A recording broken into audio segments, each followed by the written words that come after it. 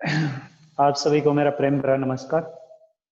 Dash century school live का जो ये आपकी लाइव क्लास है, इसमें आप सभी का भव्य स्वागत है। ठीक है, तो शुरू करते हैं हम। ये जो कविता हमारी पेंडिंग है, अट नहीं रही है, अट नहीं रही है, आवा फागुन की तन सट नहीं रही है। कहीं सांस लेते हो, घर घर भर देते हो, उड़ने को नभ में तुम पर कर देते हो। आंख हटाता हूं तो हट नहीं रही है। पत्तों से लदी डाल, कहीं हरी कहीं लाल, कहीं पड़ी है उर में मंद गंध पुष्प माल। पाट पाट शोभा श्री पट नहीं रही है। अब ये जो कविता है, इस कविता में कवि ने फागुन के महीने की मस्ती और उसकी सुंदरता का मनमोहक चित्रण किया है। फागुन के महीने की जो शोभा है वो इतनी ज्यादा है कि वो कवि के हृदय में प्रवेश नहीं कर पा रही है। फागुन के महीने में जो हवाएं हैं, हवा है, हवा ठंडी ठंडी चलती है, और गगन में, आसमान में जो पक्षी है वो पक्षी उड़ते हैं। उन उड़ते हुए पक्षियों को देखकर कवि का भी मन विचलित हो उठता है। वो कवि भी पक्षियों की भांति अपने को पंख लगाकर क्या करना चाहते हैं, आसमान में, गगन में उड़ना चाहते हैं, उस प्राकृतिक सौंदर्य का अच्छे से निहारना चाहते हैं। ठीक है, और कहीं इस फागुन के महीने में क्या होता है, पतझड़ ऋतु के शुरू होते ही वृक्षों से पत्ते झड़ जाते हैं, और वसंत ऋतु के शुरू होते ही वृक्षों पर लाल और हरे रंग के पत्ते आ जाते हैं। तो ये कहीं रंग बिरंगे फूल खिले हुए हैं। हर जगह जो सौंदर्य है, जो चमक है, वो ऐसी खिली हुई है, ऐसी प्रतीत हो रही है कि वो कवि के हृदय में समा नहीं पा रही है। ठीक है, तो ये जो बातें हैं कवि ने इस कविता के माध्यम से फागुन के महीने का सौंदर्य के विषय में बताई है। तो ये जो इसमें बिंब होगा, दृश्य बिंब है इस कविता में। कौन सा बिंब है? दृश्य बिंब। और प्रसाद गुण की प्रधानता है, प्रसाद गुण की। ठीक है भाई। अब थोड़ा सा एक बात और समझ लीजिएगा। देशी महीने के अनुसार चले तो फरवरी के अंतिम 15 दिन और मार्च के शुरू के 15 दिन, इन 15 और 15 दिनों को जोड़कर जो एक महीना बन जाता है, उसको हम फागुन का महीना बोलते हैं। ठीक है, लेकिन जो अगर अंग्रेजी कैलेंडर के अनुसार चले तो फागुन का जो महीना है वो मार्च के महीने में आता है, मनाया जाता है ये त्योहार। ठीक है, तो अट, अट का मतलब है समाना, प्रवेश करना, अंग्रेजी में एंट्री करना बोलेंगे। ठीक है, आबा, आबा क्या होती है? चमक। आबा क्या होती है? चमक। फागुन, फागुन होली के बाद जो आने वाला जो एक सुहावना महीना होता है उसको फागुन बोलते हैं। ठीक है, जो जैसा कि मैंने आपको बताया है। नब, नब आकाश, और मार्च के पूरे महीने को फागुन के महीने के नाम से जाना जाता है। नब आकाश। उर, उर का मतलब होता है हृदय। मंद, धीमे धीमे। पुष्प माल, फूलों की माला या फूल माला, यानी कि संस्कृत के शब्दों का अधिकतर प्रयोग है, तत्सम शब्दावली का प्रयोग है इसमें। ठीक है, पाठ पाठ, पाठ पाठ में पुनरुक्ति प्रकाश अलंकार है। ठीक है, पाठ पाठ का मतलब होता है जगह जगह। शोभा श्री, शोभा श्री का मतलब होता है सुंदरता से भरा हुआ। पट, पट का मतलब होता है समाना। सट, सट का मतलब भी समाना होता है, प्रवेश कर। ठीक है, तो कवि निराला जी ने इन पंक्तियों में फागुन के महीने की सुंदरता के विषय में बताया है। जैसा कि जानिए आप, अट नहीं रही है आबा फागुन की तन, सट नहीं रही है। कवि निराला जी फागुन के महीने की महक के बारे में, उनकी सुगंध का वर्णन करते हुए कहते हैं, क्या कहते हैं?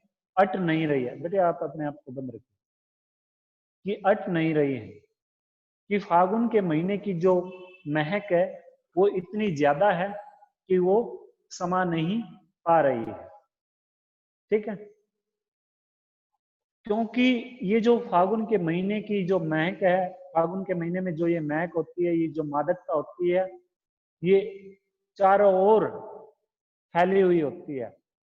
और फागुन के महीने की जो कांति है, जो चमक है, जो आभा है, वो तन में, शरीर में प्रवेश नहीं कर पा रही, क्योंकि फागुन के महीने की जो मादकता है वो ज्यादा होती है और कवि का जो हृदय है वो छोटा पड़ जाता है। इस मादकता को, इस सौंदर्य को देखते हुए, इस सुगंध को ग्रहण करते हुए कवि का जो हृदय है वो छोटा पड़ जाता है। लेकिन ये जो सौंदर्य, ये जो सुंदर दृश्य है, ये विस्तृत हो जाता है, काफी फैला हुआ होता है। ठीक है, जिसके कारण से, और इस में क्या होता है, इस फागुन के महीने में इस प्राकृतिक सौंदर्य को देखकर जो लोगों के चेहरे हैं, वो लोगों के चेहरों पर एक अलग से खुशी छा जाती है।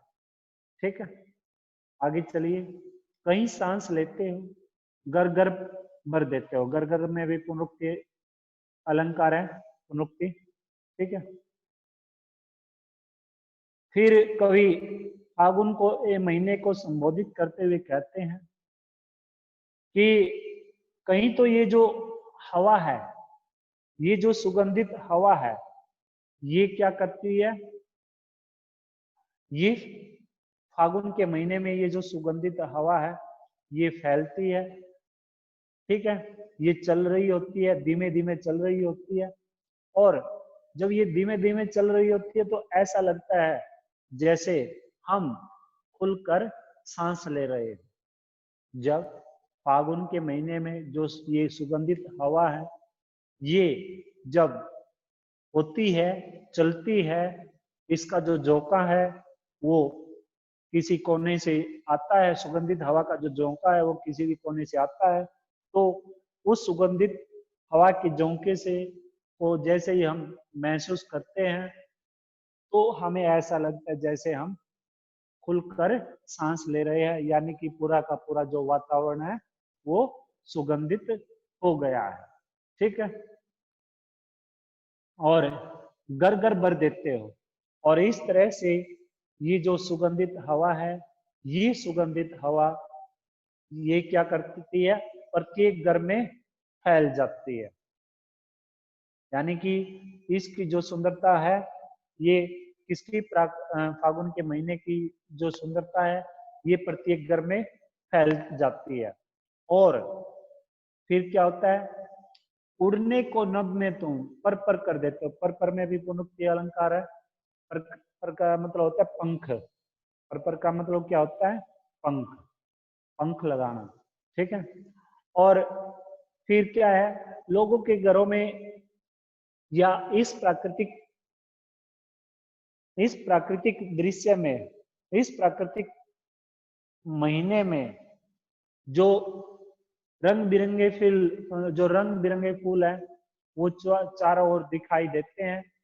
और उन रंग बिरंगे फूलों की जो शोभा है वो निरंतर बढ़ती जाती है। और वातावरण है उनकी शोभा से, उनके महक से भर जाता है। और जो पक्षी हैं, पक्षी क्या करते हैं, पर कर देते हैं। और जो पक्षी है, पक्षी आकाश में अपने पंखों को पर की अपने पंखों को फड़फड़ाते हुए क्या करते हैं, उड़ने को बेचैन हो जाते हैं, उड़ने को व्याकुल हो जाते हैं, आतुर हो जाते हैं।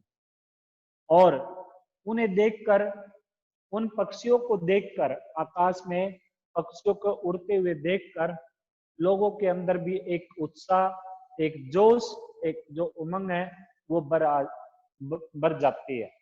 ठीक है, आगे है, आंख हटाता हूं तो हट नहीं रही है।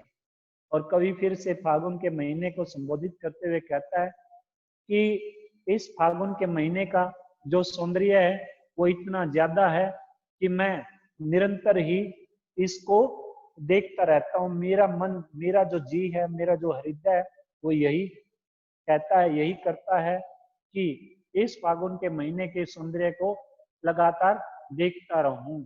और अगर मैं इस फागुन के महीने के सौंदर्य से, इस सुंदर परिदृश्य से अगर अपनी आंखों को भी हटाने की कोशिश करता हूं, तो वो मेरी आंखें भी इस परिदृश्य से हट नहीं पा रही। ठीक है भाई, आगे देखिए। पत्तों से लदी डाल, कहीं हरी कहीं लाल। और फिर जैसे ही पतझड़ ऋतु शुरू होती है, पतझड़ ऋतु में वृक्षों से जो पत्ते हैं वो झड़ जाते हैं।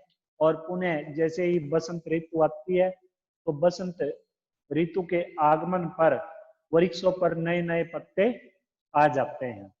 और ये जो नए नए पत्तों से जो ये टहनियां हैं, ये लद जाती हैं। और उन टहनियों पर वो जो नए नए पत्ते आते हैं, उगते हैं, पैदा होते हैं, वो कैसे कैसे रंगों के होते हैं। कहीं तो वो हमें लाल रंग के दिखाई देते हैं, और कहीं वो जो पत्ते हैं हरे रंग के दिखाई देते हैं। ठीक है भाई, आगे है। कहीं पड़ी है उर में, उर होता है हृदय, उर क्या होता है? हृदय। गंध, ओ सॉरी मंद, मंद होता है धीमे। गंध, गंध का मतलब होता है सुगंध। गंध का मतलब क्या होता है? सुगंध, महक, मादकता जिसको बोलते हैं। पुष्प, फूलों। माल, माल का मतलब होता है माला। संस्कृत शब्दों का प्रयोग हुआ है, यानी कि तत्सम प्रधान शब्दावली है। ठीक है। तो कहीं पर वृक्षों के गले में जो ये धीमे धीमे जो ये सुगंध है, सुगंध वाली जो फूल माला, फूलों की जो माला है, वो हमें दिखाई देती है। अर्थात कहने का तात्पर्य ये है कि किसी वृक्ष पर सुगंधित फूल लग गए हैं, और जगह जगह पर ये जो सौंदर्य है ये इतना खिल उठा है कि वो हमारे शरीर में प्रवेश नहीं कर पा रहा है। पाट पाट शोभा श्री पट नहीं रही है। और ये जो सौंदर्य है, ये जो प्राकृतिक सौंदर्य है, ये प्राकृतिक सौंदर्य इस धरती के प्रत्येक कोने में फैल चुका है। और इसके फैलने से जब कवि अपनी नजरें इसकी ओर लगाता है, तो कवि अपनी नजरों को अपना नजरों को क्या करता है, अगर हटाने की भी कोशिश करे तो वो हट नहीं पा रही है, हटती नहीं है। कवि का हृदय, कवि का जो मन है, कवि की जो नजरें है, वो सिर्फ यही चाहती है कि इस प्राकृतिक सौंदर्य को जितना हो सके देखे, लगातार देखे, निरंतर देखते रहे। ठीक है। कवि का मन है कि इस प्राकृतिक, इस सुंदरता को, इस फागुन के महीने की सुंदरता से अपने मन को दूर हटाने की वो अगर कोशिश करे, लेकिन कोशिश करता है, लेकिन वो दूर नहीं हट पाता है। ठीक है। कहने का तात्पर्य ये है, फागुन के महीने की जो सौंदर्य है वो ज्यादा है, चारों ओर फैला हुआ है। कहीं तो वो फूलों के रूप में फैला हुआ है, कहीं वो क्या है, वो हरे और लाल पत्तों के रूप में फैला हुआ है। ठीक है। कहीं वो क्या होता है, सुगंधित हवा के रूप में फैला हुआ है। समझ आई बात है? तो से इस तरह से ये जो फागुन का ये महीने का जो सौंदर्य है वो ज्यादा मन पड़ता है, लेकिन कवि का जो हृदय है वो छोटा हो जाता है। इस वजह से कवि का जो मन है वो ये है कि वो लगातार क्या करते रहे, इस फागुन के महीने की जो सुंदरता है, जो मादकता है, उसे लगातार देखते रहे। उससे दूर होने का उनका मन बिल्कुल भी नहीं करता। ठीक है। तो ये जो चीजें हैं ये हम देख सकते हैं, इन्हें अब साक्षात रूप में देख सकते हैं। ऐसा घटित होता है हमारे साथ सब। ठीक है। तो यहाँ पर दृश्य बिंब है, प्रसाद गुण है, तत्सम प्रधान शब्दावली है, मानवीकरण अलंकार का तो प्रयोग है ही है, ठीक है। और शांत रस विद्यमान है। कौन सा रस विद्यमान है इन पंक्तियों में? शांत रस। जब भी प्राकृतिक दृश्य परिदृश्य का वर्णन किया जाता है तो उस समय शांत रस विद्यमान होता है, ठीक है भाई, समझ आई? तो ये जो कविता है, ये कविता आपकी समाप्त हो चुकी है।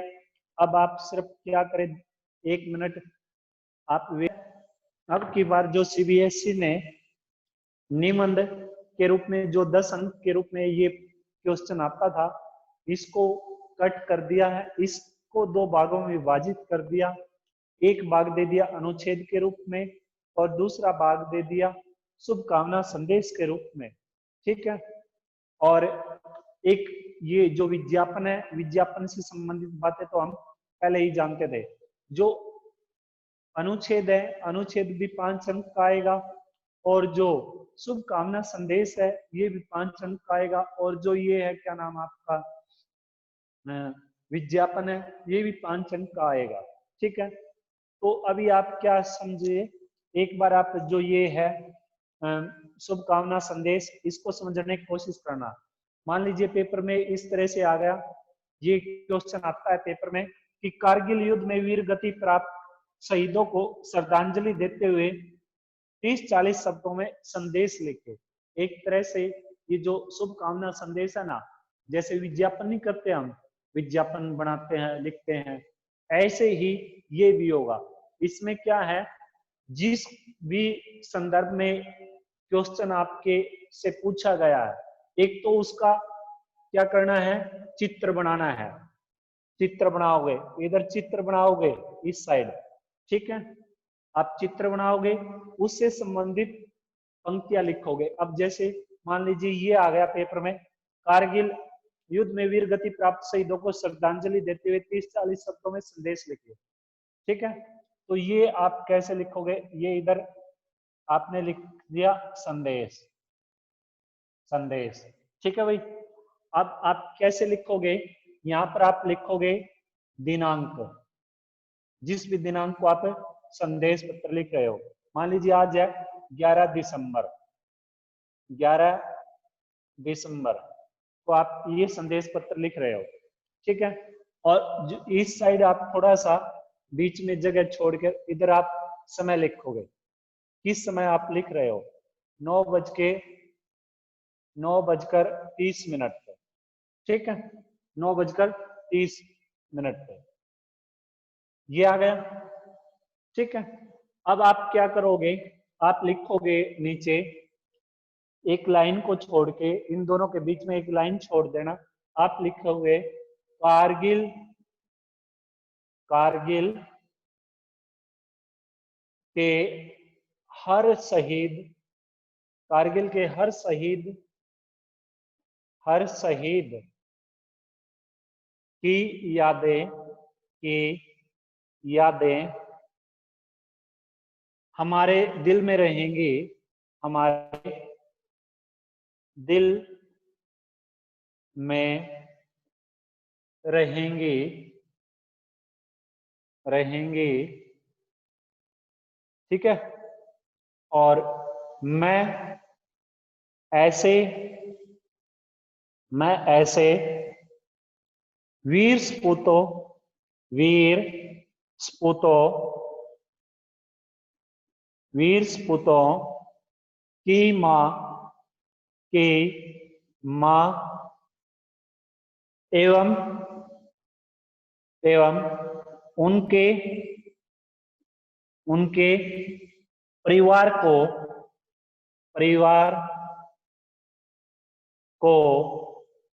सत सत नमन करता हूं, सत नमन करता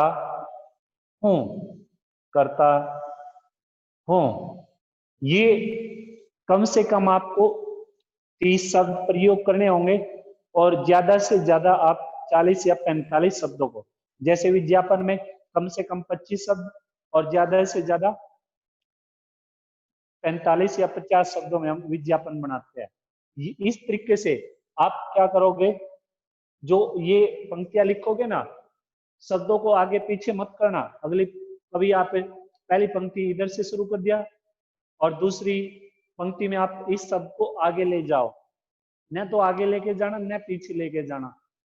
इधर भी ऐसे ही आगे पीछे शब्द नहीं होने चाहिए। समझ आई बात? ये लिख दोगे और नीचे लिखोगे आप सर झुके, कोई स्लोगन लिख दोगे, कोई बढ़िया सा स्लोगन लिखोगे। सर झुके, सर झुके बस उस शहादत में, सर झुके बस उस शहादत में जो शहीद हुए हमारी हिफाजत में, जो शहीद हुए हमारी हिफाजत में, हिफाजत में। ठीक है भाई, समझ आई बात? और इस तरह से लिख के और नीचे लिखोगे आप जय हिंद, जय हिंद। ठीक है, बीच में आदिबोधक चिन्ह। और यहाँ पर इस साइड आप लिखोगे अपना नाम। मान लीजिए ये है जोगिंदर सिंह, या तो अपना नाम लिख दो या क्या लिख दो, क ख ग, ये लिख दो। समझ आई? अब ये तो आपने लिख दिया। अब आप थोड़ा सा क्या करोगे, आप इस साइड है ना चित्र बनाओगे। किसका? ऐसे चित्र बना दोगे आप बढ़िया सा। पेन के साथ मत बनाना, पेन के साथ मत बनाना, पेंसिल के साथ चित्र बनाओगे। यहाँ पर जिसको आप श्रद्धांजलि दे रहे हो उसका स्मारक पत्र, उसके उस शहीद की जो प्रतिमा है, ठीक है। और इधर जो सैनिक खड़े होंगे, सैनिक जो खड़े हैं, जो उन्हें श्रद्धांजलि दे रहे हैं, इस तरह से चित्र बना दोगे आप। समझ आई बात? पेंसिल के साथ एक अच्छा सा। और एक और कोशिश करना अगर हो सके, ये जो पूरा का पूरा संदेश पत्र है, इसको इस तरह से एक लाइन में होना चाहिए, एक पूरे के पूरा एक इस तरीके से बढ़िया फॉर्मेट में, इतने एक ये, ठीक है। जैसे ये दिया हुआ है ना, देखिए ये दिया हुआ है, ये जो लाइन दी हुई है इस तरीके से, ये लाइन दी हुई है, ये चित्र दिए हुए हैं सैनिकों के, दिए हुए हैं ना। तो इस तरीके से आप ये संदेश पत्र लिखोगे। एक और बता देता हूँ आपको, लिखकर दिखा देता हूँ आपको। मान लीजिए दूसरा है, दो आएंगे पेपर में, ये दो आएंगे, दो में से कोई एक अच्छे से आपको करना होगा। ये आपके लिए बेनिफिट है, लेकिन थोड़ा सा जो नुकसानदायक है वो ये है कि जो एमसीक्यूज क्वेश्चन है आएंगे, आप से पूछे जाएंगे, वो एमसीक्यूज में आप मार खाओगे। ठीक है। अब दूसरा है, अपने मित्र को दशहरे की शुभकामनाएं देते हुए 30-40 शब्दों में संदेश लिखिए। जैसे मान लीजिए नए साल की, दीपावली की, या किसी को वैसे नहीं शुभकामना संदेश भेजते हम, एक लेटर सा लिख के, प्रिय मित्र मोहन, गीता, सीता, रीता, ठीक है, ऊपर उसका नाम लिख देते हैं प्रिय मित्र या प्रिय सहेली, ठीक है। और नीचे हम अपनी शुभकामनाएं, मान लीजिए क्या नाम है, उज्जवल का जन्मदिन आज, प्रिय मित्र उज्जवल, इधर लिख दिया प्रिय मित्र उज्जवल, ठीक है।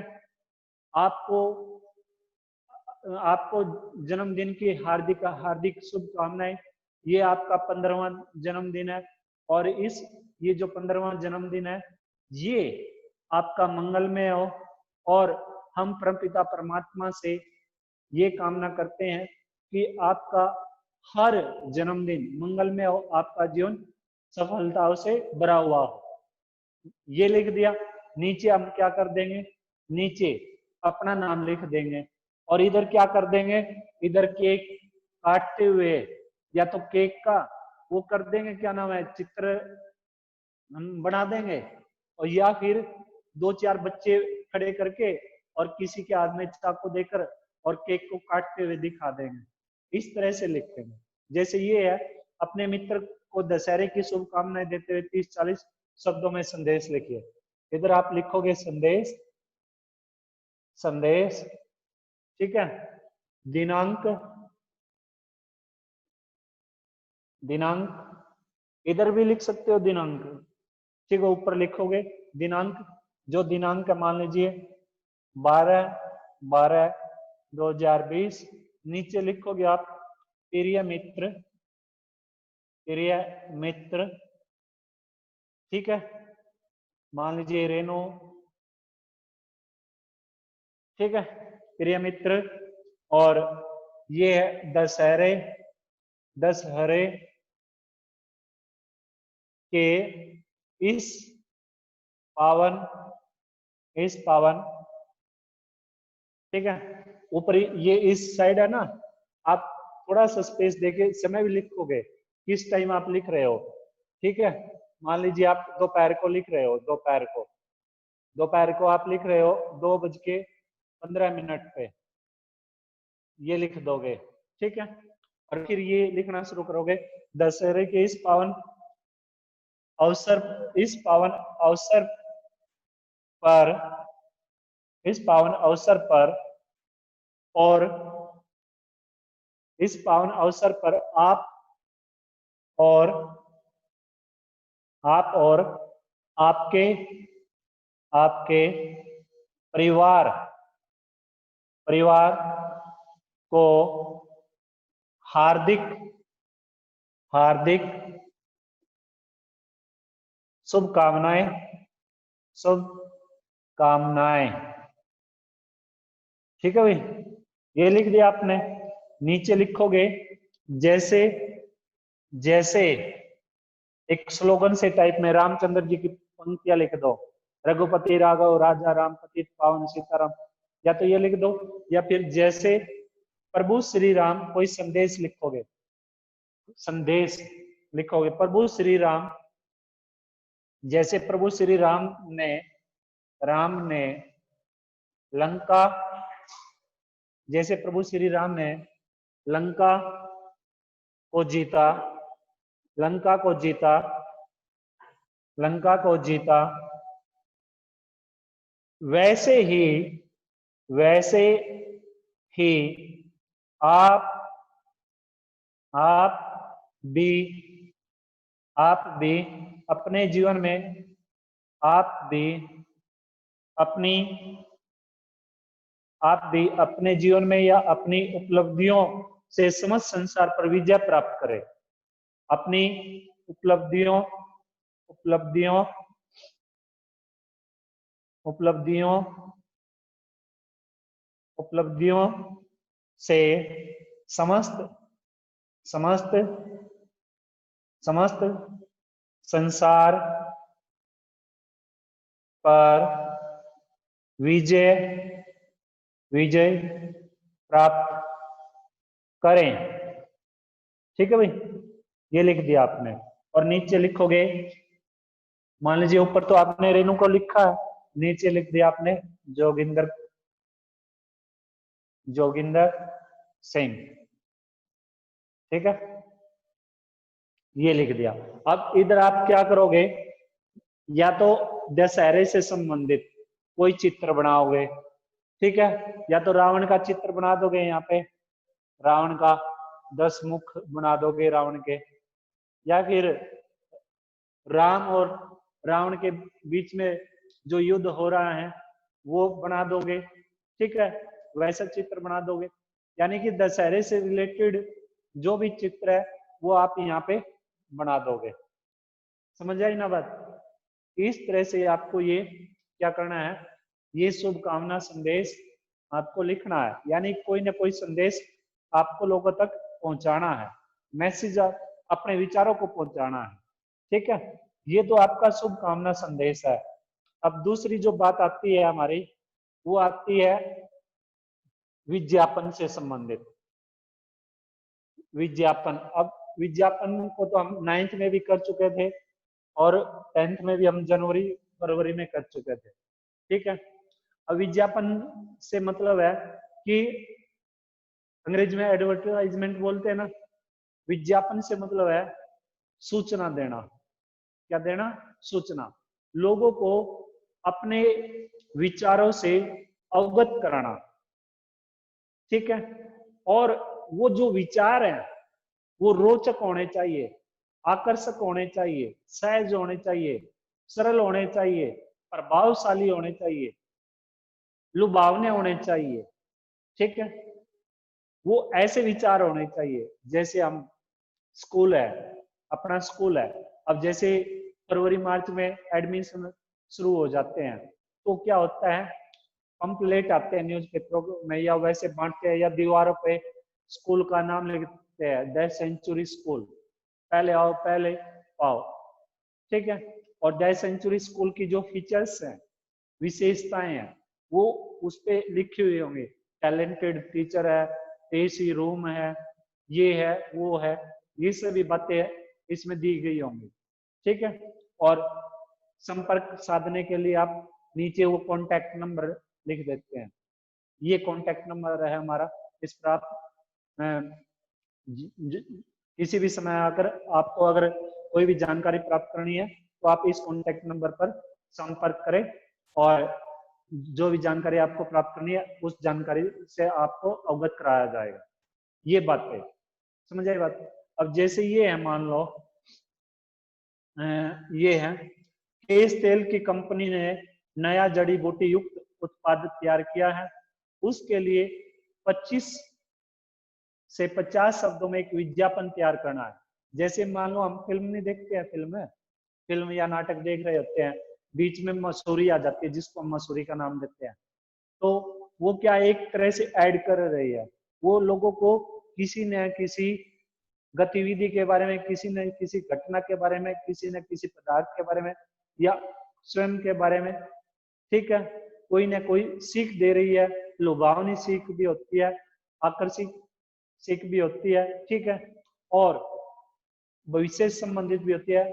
जैसे MRF टायर है, MRF टायर अक्षय कुमार इसकी ऐड करते हैं। जैसे मान लीजिए नया वर्ष अभी शुरू होने वाला है 15-20 दिन बाद, उस पे क्या है, हर एक ये जो मोटरसाइकिल वाले हैं, जो गाड़ियां कारें हैं, वो आपको एक छूट देंगे कि नए साल पर आपको, अगर आप स्कॉर्पियो गाड़ी को खरीदते हो तो आपको 1 लाख रुपए का डिस्काउंट मिलेगा, साथ में 3 साल का बीमा फ्री है, ठीक है। और साथ के साथ में इसके साथ आपको एक 20,000 रुपए का मोबाइल भी दिया जाएगा। इस तरह से ये लुभावनी जो चीजें हैं, ये उनके जो विचार है कंपनी के, वो आप तक पहुंचाने की कोशिश करते हैं, और हम लोग क्या करते हैं, तुरंत ही उस चीज को खरीदने की कोशिश करते हैं। जैसे मार्केट में नहीं जाते हैं, मार्केट में कई बार घर से तो प्लान कुछ और होता है, ड्रेस खरीदने जाते, कपड़े खरीदने जाते, घर से प्लान बना के जाते हैं कि भाई 1,000, 2,000, 3,000, 5,000, 10,000 के कपड़े खरीद के लेके आने, लेकिन हमें कोई चीज अच्छी लगी वो तुरंत खरीद ले बगैर सोच समझे, क्योंकि पहले से हमारा प्लान नहीं होता।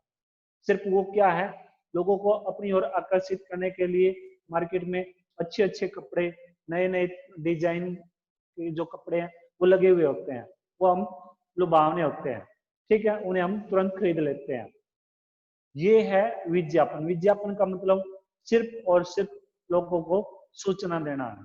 अब जैसे ये केस हिंग एयर ऑयल है, इसमें इधर क्या है, इधर लिख दिया केस हिंग, केस किंग, हिंग ने किंग, Kesh King hair oil, hair oil. इसमें कोई डेट भी डाली जाती है, इसमें कई बार दिनांक भी लिखी हुई होती है। ऐसी बात नहीं कि जैसे एडमिशन नहीं होता कि आप सिर्फ 31 मार्च तक या आप 31 अप्रैल तक ही इस स्कूल में एडमिशन करा सकते हो, उसके बाद एडमिशन नहीं कराया जाएगा, एडमिशन नहीं होगा। तो जैसे ये लिख दिया हमने केस किंग हेयर ऑयल, अब बालों की समस्याओं में राहत देने वाला, बालों की समस्याओं में राहत देने वाला। अब इसमें है ना, थोड़ा सा एक बात का विशेष ध्यान रखना है, इसमें भी शब्द आगे पीछे नहीं होने चाहिए, एक लुक होना चाहिए अच्छा सा। और दूसरी बात जो इम्पोर्टेंट है, पैराग्राफ टाइप्स में आप इसमें कुछ भी नहीं लिखोगे। जैसे हम चैप्टर नहीं पढ़ते हैं, उसमें लंबी लंबी लाइनें लिखी हुई होती है, उस तरीके से हम इसमें नहीं लिखेंगे। इसमें हम एक स्लोगन टाइप में पंक्तियों को लिखेंगे और एक पंक्ति में कम से कम 5 या 6 शब्दों का प्रयोग करेंगे, इससे ज्यादा नहीं। जैसे ये नहीं आ गया केस किंग हेयर ऑयल, 4 शब्द हो गए। बालों की समस्याओं में 4 हो गए, राहत देने वाला 3 हो गए। इस तरीके से लिखेंगे हम, जैसे कविता नहीं होती है, कविता टाइप में लिखेंगे इसको। ठीक है, आगे लिखेंगे हम, जैसे हमने पहला पॉइंट बनाया कि बालों को पोषण दे, बालों को पोषण दे। ठीक है, और दूसरा बन गया, मान लीजिए यहाँ पे दूसरा हो गया बालों को लंबा, बालों को, ये इसकी केस किंग हेयर ऑयल की विशेषता बताई गई है। ठीक है, बालों को